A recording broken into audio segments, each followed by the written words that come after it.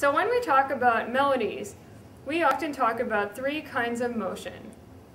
We talk about steps, meaning we're just going from C to D or D to E or E to F. We're just going consecutively, and my melody that I just created only had steps in it. Or skips, meaning a third or a fourth, or leaps, something larger than a fourth. So, and there of course I'm talking about intervals. Now, a good melody won't have a bunch of skips and leaps and nothing else, because that would be really hard to sing. If I play you a melody like that,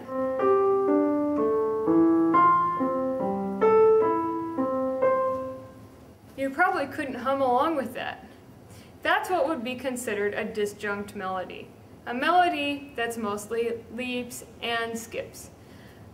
A conjunct melody wouldn't have any leaps or skips. It would just all be stepwise. Not always.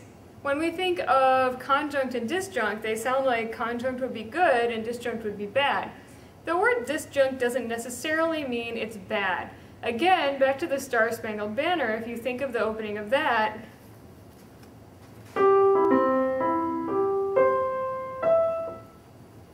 there is not a single step there. That's a very disjunct melody. No steps whatsoever. And there are plenty of good melodies that are disjunct.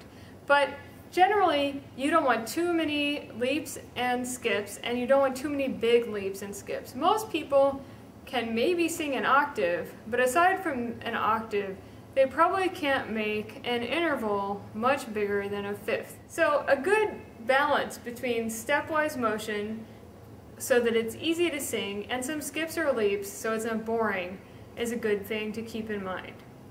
Another thing my melody did have going for it was that it did have a sense of direction.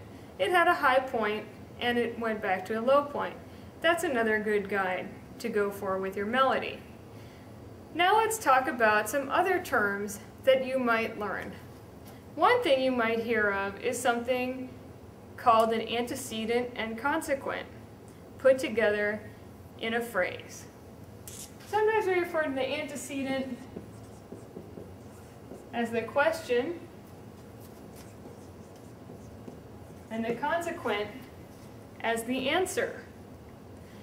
Most music is made up of phrases, and most commonly phrases are either 4 or 8 measures long, regardless of the time signature.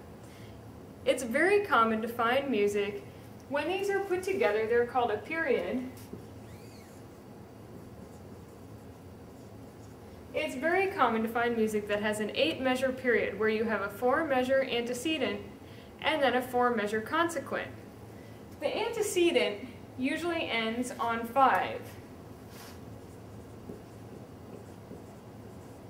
And when we write the number with the little caret above it, we're talking about scale degree 5, not the chord. So usually the antecedent ends on 5, and the consequent ends on 1. And that gives us a sense of question and answer. So, can you think of something that might have an antecedent and consequent? Let's try Twinkle, Twinkle, Little Star. Antecedent. Consequent. Now after that it gets into something else that we'll learn about later. Lots of music has an antecedent and consequent. Here's another example with an antecedent and consequent that you might recognize.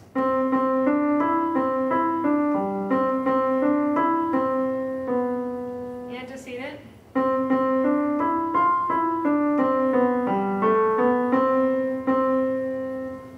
In that case, my antecedent actually ended on 7, not 5.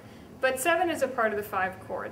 And it also it's the leading tone, so that also gives us a sense that we're not done yet, right? Because we stopped on the leading tone. If I were to just play the antecedent by itself,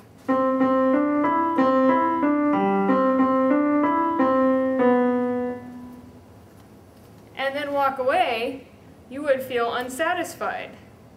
So that's part of the function of the antecedent, is to make you feel like you're not done and you want more. So let's create an antecedent consequent phrase, again using our motive from before. So we'll create a period, and we'll try to incorporate more leaps this time. So remember, our motive used to be like this. But let's change it a little bit so that we can have a leap in here, or a skip.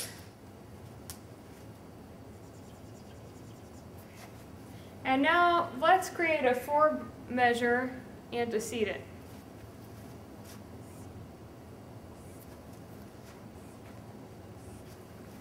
Now we can talk a little bit about rhythm too.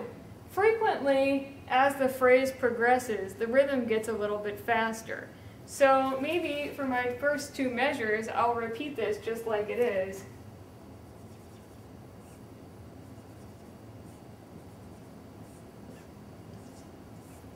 And then maybe I want something a little faster for the end, knowing that I'm going to end up on either maybe a G, that would be 5, or maybe a B, which would be our leading tone, or 7.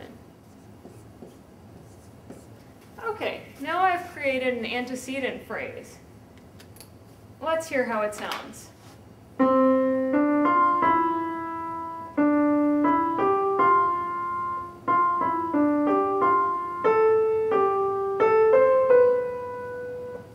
Well, I don't feel satisfied by that, do you? So we need to complete our phrase now.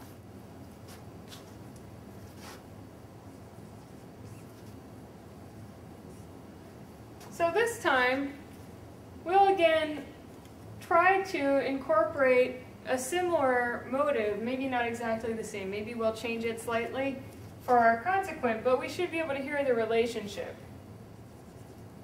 Frequently, the beginning, at least the rhythm, if not the actual pitches, of the consequent are the same as they were in the antecedent.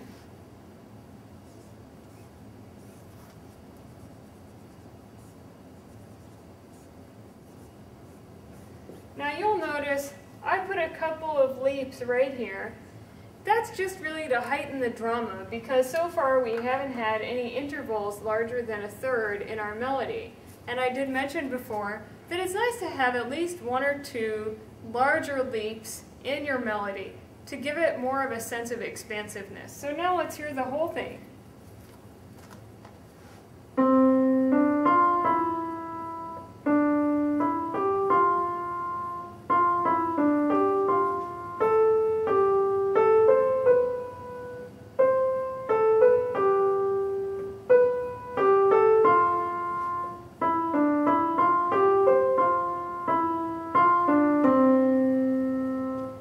Could you hear the question and answer relationship between our antecedent and our consequent? Okay, in addition to periods, there's also something called a sentence, and that's what we'll go over next. Some theorists have written extensively about the forms that we're talking about, the sentence and the period. And one phrase that they use is something called the basic idea. And that's like the little nugget of music, kind of like a motive. So the way that these theorists have described it, a period has an antecedent where it has a basic idea and then some sort of continuation ending on the dominant, and then another basic idea, usually the same, maybe starting on a different note, but the same basic idea, and then ending on the tonic. Whereas the sentence, which we're going to learn about now, will have 2 basic ideas, and then a continuation, and then end on the tonic. So a sentence tends to be a little more fluid. There's less stop and start in a sentence.